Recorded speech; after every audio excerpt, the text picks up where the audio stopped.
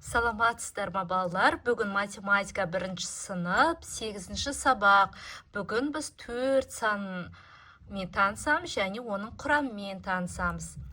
Мінекей суретке қараңыздар. Қандай заттар 4-4-тен берілген? Неше сөзін пайдаланып сұрақтар құрастыр дейді. Суретке мұқият қарайықшы.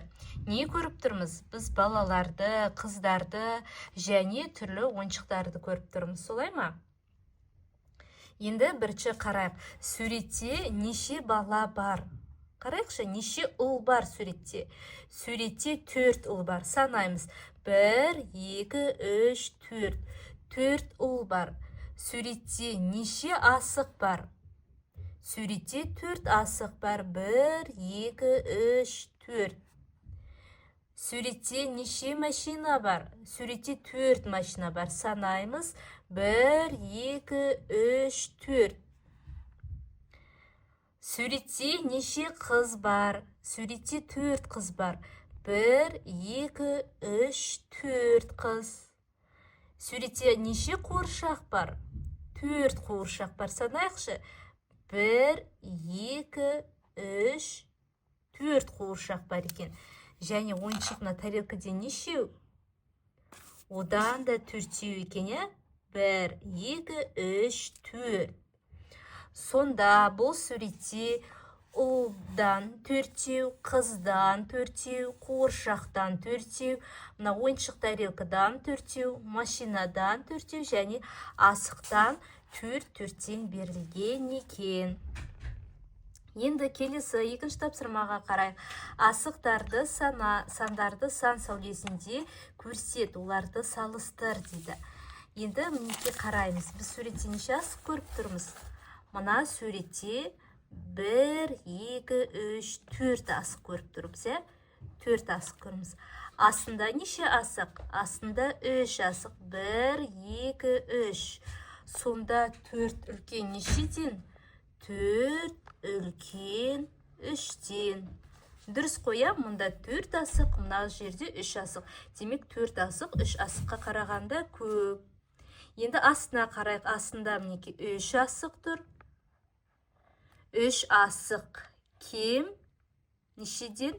Кем деген мынау, яғни аз деген сөз. 3 асық неше асықтан аз? 4 асықтан аз екен. Түсіндіңіздер ғой, 4 асық үлкен 3-тен, 3 кіші 4-тен болады. Естеріңе сақтаңдар балалар, 4 санның құрамы. 4 санның құрамы 1 мен 3, яғни 1-ге 3-ті қосақ 4 болады. 4 санның құрамы 2 мен 2, яғни 2 мен 2-ні қосақ 4 болады. Және 4 санның құрамы 3 пен 1, яғни 3-ге 1-ді қосақ 4 болады екен. Осы 4 санның құрамын міндетті түрде жаттап алыңыздар.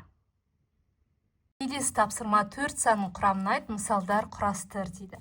Мына жерде неше асық көріп тұрмыз? 1, 2, 3, 4 асық көріп тұрмыз. Оның жасыл асық нешеу бізде?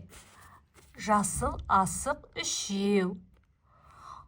4 асық болу үшін оған неше асықты қосамыз? 1 асықты қосамыз, яғни сары асық бізде 1-еу. Сонда неше шығады? 4 шығады. Енді мына қуыршақтарға қарайықшы. Көк қуыршақ нешеу? Көк қуыршақ 2-еу. Оған қосамыз қызыл қуыршақ нешеу? Қызыл қуыршақта 2-еу. 2-ге 2-ні қоссақ қанша болады?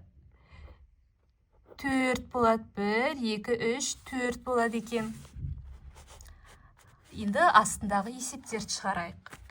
Мінекей.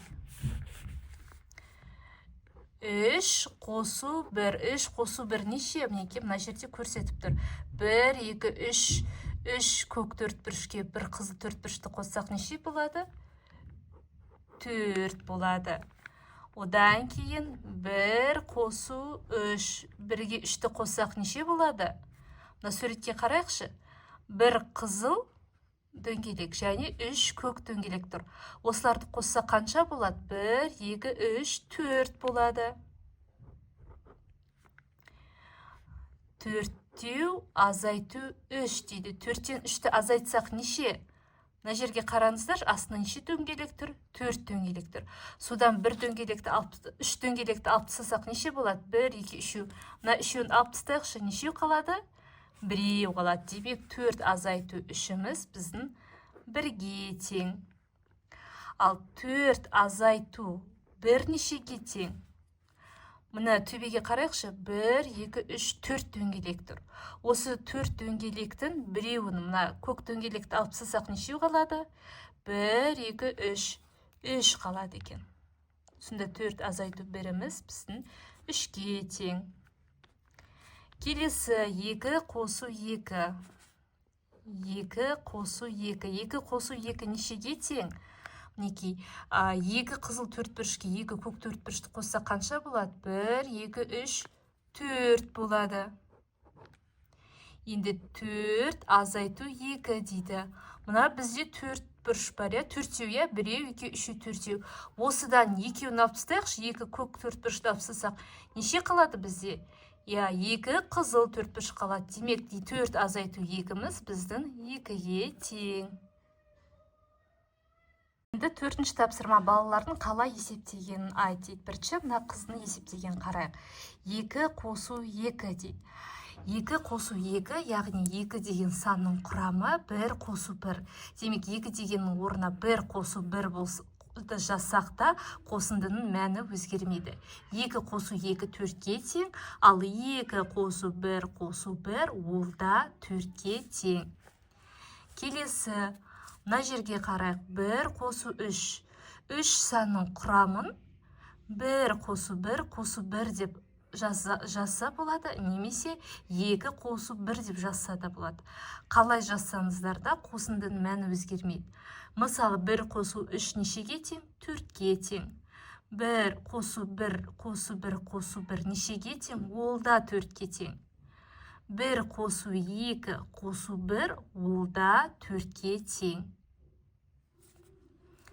Келесі ұлдың шығарған қарайық. 4 азайту 2. Яғни, мына 2 деген санның құрамын 1 мен 1 қылып алған. Мысалы, 4-тен 2-ні азайтсақ 2, 4-тен 1-ді азайтсақ 3, одан тағы 1-ді азайтсақ 2 қалады. Айырманың мәні өзгеріп тұрған жоқ. Мына суретке қарайық. 4 азайту 3 бізде 1-ге тең. 3-тің орнына 1 деп жазса болады, немесе 3-тің орнына 2 мен 1-ді жазса болады. Мысалы, 4-тен 1-ді азайтсақ 3-ге тең, одан 1-ді азайтсақ 2-ге тең, одан 1-ді азайтсақ 1-ге тең. Дәл солай, 4-тен 2-ні азайтсақ 2-ге тең, 2-ден 1-ді азайтсақ 1-ге тең болады. Мінекей бүгінгі сабақ аяқталды. Каналға тіркеліп, видеоға лайк басуды ұмытпаңыздар.